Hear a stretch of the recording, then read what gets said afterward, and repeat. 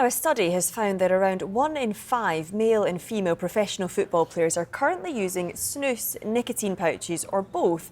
The study by Loughborough University states that true usage figures are likely to be even higher due to players not wanting to disclose their use.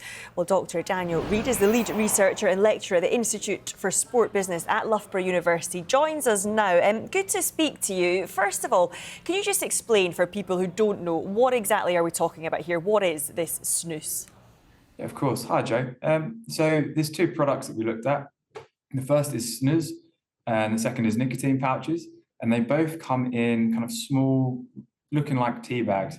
Snus contains tobacco, and is traditionally from Sweden, is illegal to purchase in the UK, and the nicotine pouches are tobacco-free, and with what you would see kind of in a supermarket or in a shop, but again are that kind of little tea bag that's used in the same way.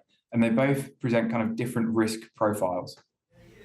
OK, and just explain to us now a little bit more about this study that is taking place. How many players did you actually speak to? Yep, so we had 628 male players complete the survey, 51 female players from the WSL complete the survey, and then we also spoke to 16 staff from across English football to kind of get some more perspectives on some of the data and kind of their perspectives on why players use snus and nicotine pouches and any of the issues they've seen amongst players. And what are those reasons then? Why do you think it is so common for footballers to be using it? I think there's a couple of reasons. So first of all, the majority of footballers that we surveyed, they're not smokers, they're not drinkers. That's kind of backed up by the staff we spoke to. So snus and nicotine pouches are seen as something that helps them relax. So that'd probably be the primary reason. But then there's more broad issues there as well. So for example, managing the stress of short-term contracts, the stress of selection and injury. Generally, these nicotine pouches are seen as something that can help with that anxiety, but actually they can cause a lot of their own anxiety issues as well, especially related to withdrawal and things like that.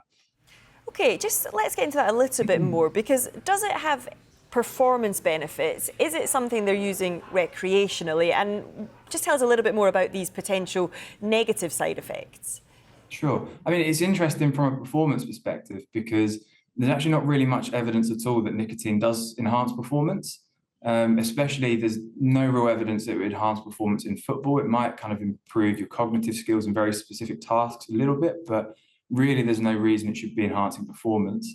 There's a small group of players from both the men's and women's games that were using snus and nicotine pouches during competition or during games and during training because they thought that it was maybe helping them relax and deal with some of the pressure. But there's a couple of issues with that. Is that first, it might actually be dealing with their cravings, which is why they feel more relaxed rather than experiencing any real positive performance benefit. But then there's also broader issues of using nicotine. So one of the things is it suppresses your appetite. So if you're trying to refuel properly after games and after training, you're probably not going to be eating properly, so you're limiting your recovery. Likewise, nicotine interferes with sleep. So especially getting sleep is kind of a real difficult challenge in football. You think about night games and those kind of the associated adrenaline that comes with that. If you add nicotine into that dynamic, again, there's a really big issue with kind of getting a good night's sleep, which all feeds into that recovery aspect. So from a performance perspective, although some players might be using it because they think it's enhancing their performance, in reality, it probably isn't. And then from a health perspective, with the tobacco-based products, there is kind of fairly strong evidence now that it's linked to certain types of cancer and also certain types of cardiovascular disease, as well as certain gum diseases.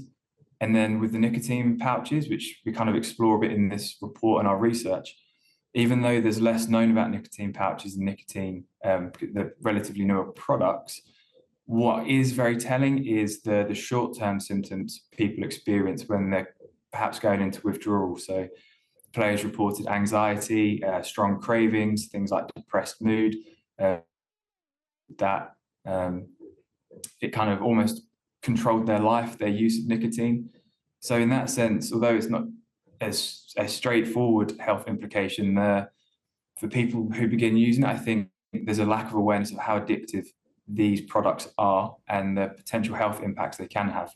Yeah, I mean, the PFA said last year that a growing number of players were receiving help for addiction to snus.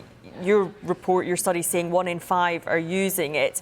How much of a major issue is this at the moment? How much of a major issue is it going to become? And is it this kind of addictive nature that is the real concern? Yeah, I think it is that addictive dependence component, which is the big concern.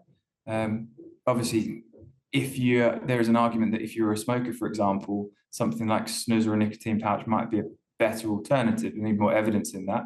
But if you've not used nicotine products before, you've not got a nicotine dependence, there's really no reason to start using these products. And then they very quickly become addictive. And that's when all these withdrawal symptoms and negative experiences come along. And now that we have nicotine pouches kind of a lot more freely available in the UK, especially through supermarkets, the availability makes it far harder to quit. So we heard from staff and players about the difficulty that once they decided they didn't want to use these products anymore, by in football, because they can legally purchase these products from the shop, it's really, really difficult then to avoid it and to create space to come off these nicotine pouches and snus. And I think as the kind of growth of nicotine pouches, which is looking like a trend in the UK, continues, it's likely that we will see more young people and young footballers beginning to use it as well, which again creates challenges. So I think we need to deal with the issue now, because the availability and the lack of education around these products, because they're new, I think is probably going to perhaps drive up even more usage in the game. And how do you begin to start dealing with it then? Is it starting with education?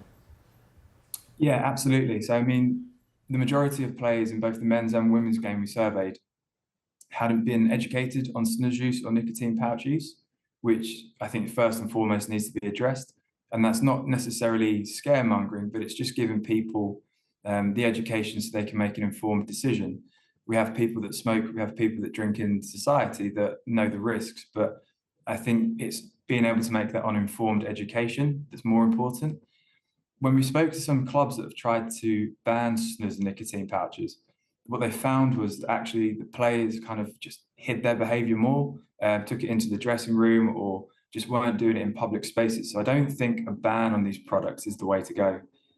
There's also this added dynamic as well of where should support come from? Because if it's internal, then there's always a little bit of a risk among players that they think that it might get back to a coach or to someone else and affect selection and affect their kind of how they're viewed.